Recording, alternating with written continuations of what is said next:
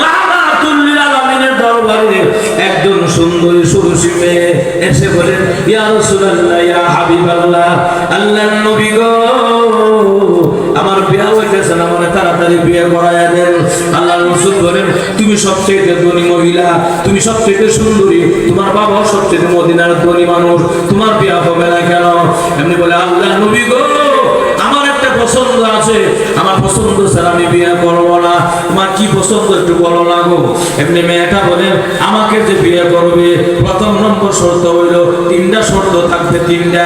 এক নম্বর হইল, আমাকে যে বিয়ে করবে সারা জীবন প্রত্যেক রাত্রে ঘুমানোর আগে এক প্রথম কোরআন শরীফ পড়তে হবে।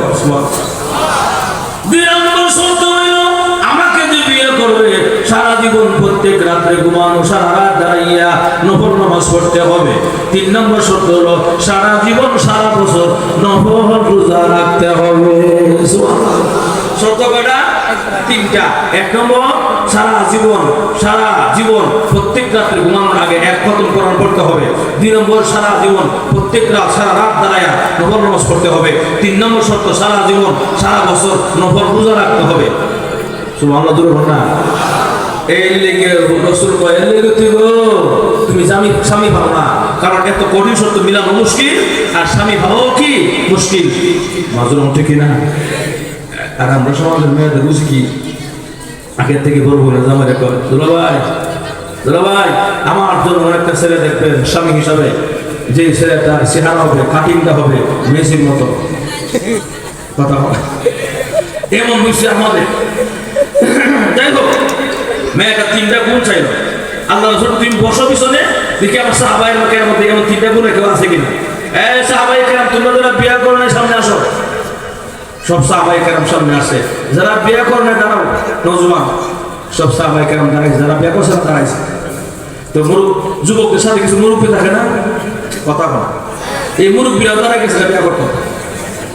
আল্লাহ রাসূলকে আমি বললাম যুবক দাঁড়াইতে, মুরব্বীরা দাঁড়াইলেন কেন? বলে কম না, যদি লাগে জায়গা, কারণ বিয়া তো না যায় না, ধরুন ঠিক কিনা? রাসূল না, মুরব্বীরা বসে, নওজোয়ানরা দাঁড়ায় থাকে। এখন এই অবস্থা, নওজোয়ানরা দাঁড়াইছে, তোমরা কি বিয়া করতে চাও? বললাম আমরা এক পায়ে খানা, এক পায়ে মানে আমরা করি আমি নটিয়া বসে না, দুই বেলা খালি এক বেলা পাই না, তখন ঠিক না? এলাকা আমরা বিয়ে করতে সাহস পাই না, খাকামি লাগবো, মোহর লাগবো, এগুলো কেমনে কেউ মানে বিয়ে করতে রাজি না।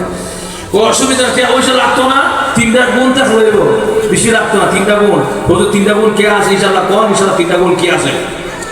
ওই এক নম্বর গুণ হইল, সারা জীবন প্রত্যেক রাত্রে ঘুমানোর আগে এক প্রথম কোরআন